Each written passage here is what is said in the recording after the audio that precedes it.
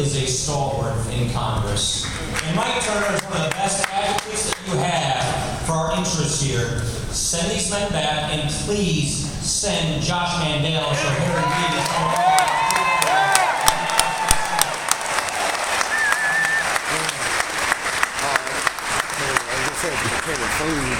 Friends, we have a big choice to make. Yeah. The contrast could not be clearer in this election. Rob Portman went through it all. He went through the fact that this is anything but a real recovery. It's the worst one since the Great Depression. Yeah. We need a real recovery. Now, the economy isn't growing anywhere near where it can grow. It's barely limping along. And the president has no idea how to grow it. The president has no idea how to create jobs because you know what he's promising? Just more of the same. Yeah. You see, the Obama economic agenda has failed not because it was stopped, but because it was passed. Don't forget, President Obama controlled government for 2 years. He got almost everything on his laundry list passed. And in the last 2 years, he spent regulating. Here's the killer. President Obama just the other day, he said on TV that I can't change Washington from the inside. Why do we send presidents to the White House in the first place? That's right. Why we send presidents to Washington to change Washington? We can't change Washington. We need to change the president.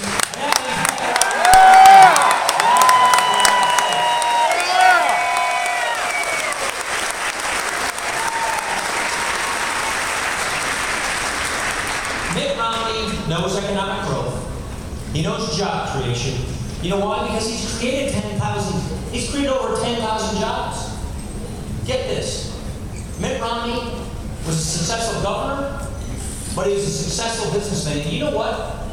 That's a good thing. Yeah. That's a good thing. We don't steer like that. We don't like that. We believe that business is being successful because that means more people get hired. That means workers have more job security, more take-home pay. That means the American dream is put closer within reach to millions of Americans. People are beginning to give up hope. People are beginning to think that the American dream is not for them because of this stagnant economy. And when you take a look at what your government is doing to you in every nook and cranny of America, it's not good. Look, Lima, I know you understand. When you have a president who his only eagerness to cut spending is in our first and primary responsibility of the federal government, national security. When you have a president who has proposed again and again to shut down this tank factory, the only one we have, over a budget gimmick, this man, Jim Jordan, Mike Jordan, and I, we said no. We passed legislation to prevent that from happening. If we're going to shut down the only thing over a budget gimmick.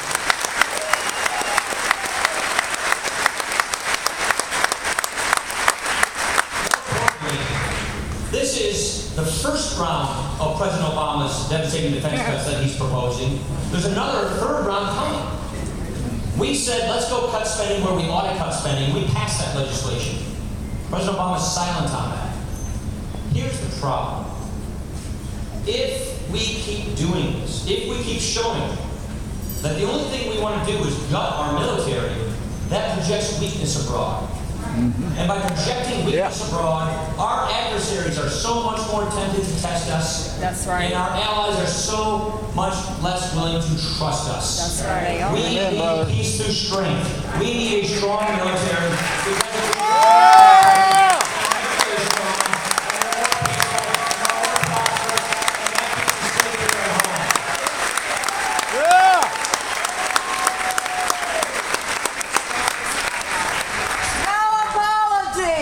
Let me talk about a real problem. And of all the failures of the president, of all the broken promises we keep seeing, failure to confront our debt crisis is the worst one. Yep. You know, I remember Rob Portman, who, by the way, is a phenomenal, not only a good friend, but a phenomenal United States Senator, a great man who's doing a great job for you. He gave me his lucky Baba I carry around with me. I remember this like it was yesterday. The four of us were there. 2008. We had this crash, an economic crisis. The housing bubble burst. Everything went to haywire, and we had a crisis on our hands. Trillions of dollars of wealth gone out of people's retirement funds. Millions of jobs lost, still to this day. That crisis in 2008 caught us by surprise. Let me ask you it this way. What if your president, what if your congressman, what if your senator saw it coming? What if they knew this crisis was coming? What if they knew why it was coming? What if they knew everything about the housing bubble? And what if they knew what they needed to do to stop it from happening? And they had the time to stop it from happening. But they just decided to do nothing because it wasn't good politics, because it compromised their re-election. What would you think of that person? Friends, that is precisely what President Obama is doing today by ignoring this debt crisis. Not only is he ignoring it, he's making it worse. He's piling up debt. And anybody who proposes an alternative, anybody who proposes a solution, he goes after them. Yeah. Yep. That is not leadership. That's right. That is going to get us a debt crisis. We've had debt before in this country. If you can click the first slide, please. We've had debt in this country before. Take a look over here. World War II. I see some gentlemen here with VFW hats, and I see American Legion. By the way, thank you for your service to our country.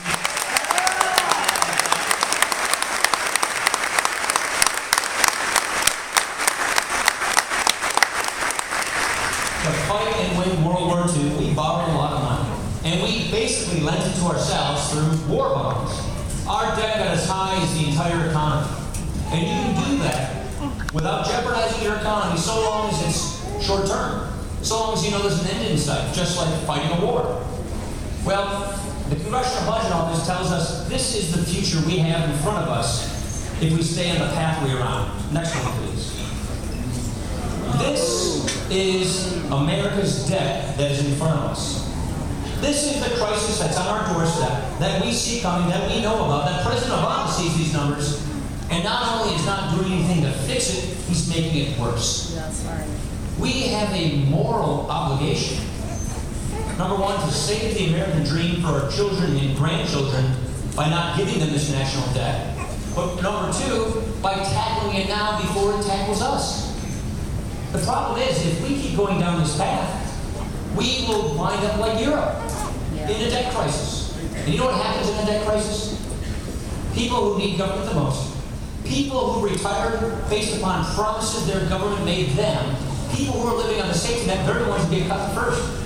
They're slashing health and retirement benefits in Europe today for current seniors, cranking up taxes, and young people have no opportunities. That's the future that awaits us if we stick with Barack Obama's math, if we stick with his plan.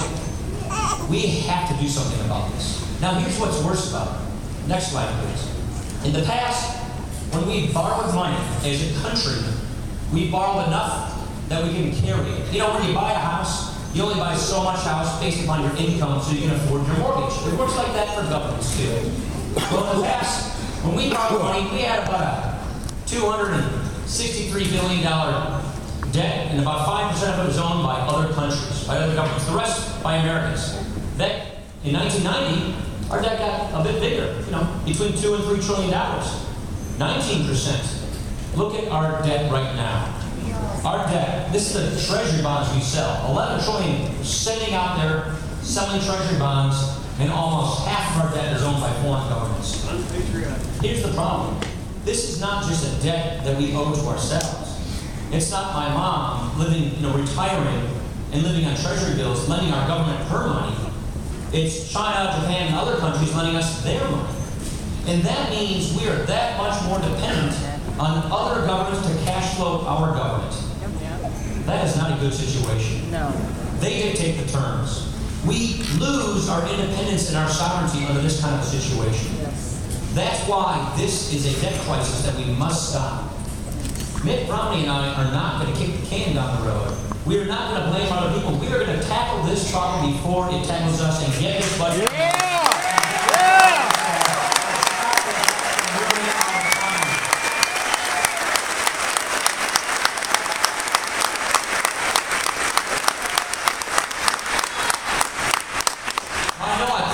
put numbers on it too. We have a debt clock in here somewhere, I think. Oh, yeah. And that, well, we did have a debt clock in here somewhere. It's $16 trillion now. And counting, the total debt. But what does that number mean? I mean, that's the thing a lot of folks ask me is, all these trillions and billions, what does that mean to me? Well, here is what President Obama inherited when he came in office. And it was a mess created by both parties.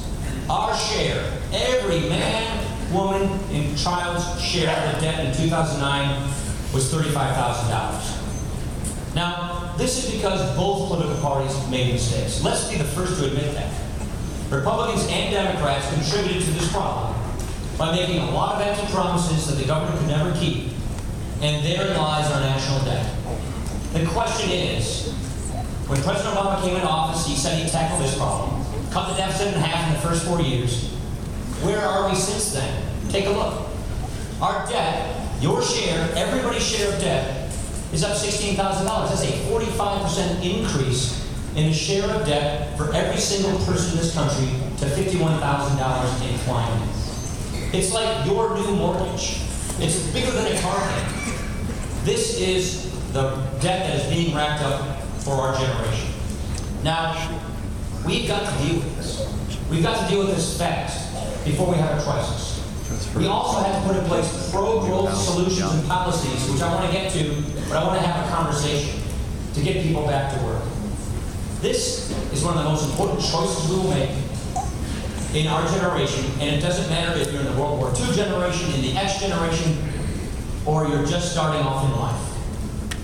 Because we're going to decide not just who's going to be president for the next 40 years, we're going to decide what kind of country are we going to have for the next generation. Right. What kind of people are we going to be for the next generation? We want to be free people. We want to have a prosperous country. We want to have the American dream. We want to have opportunity for everybody. We want to have people out of poverty, back to their class, and get people back to life and self-sufficiency. Now, I know I've thrown a bit at you, but I've just got to say, we've had problems in this country before. These ones are as big as they've ever been. And you need leaders to be honest with you.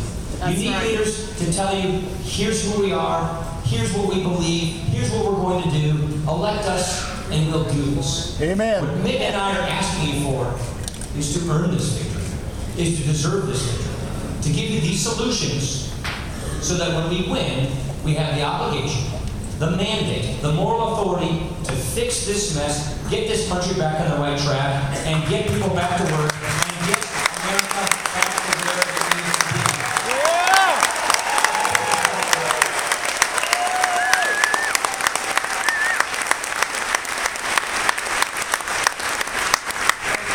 Let's have a conversation. Let's just have a town hall. How about I just go around the room, and if you can raise your hands, how about right there, the guy in the red right there. And I'll just move all around.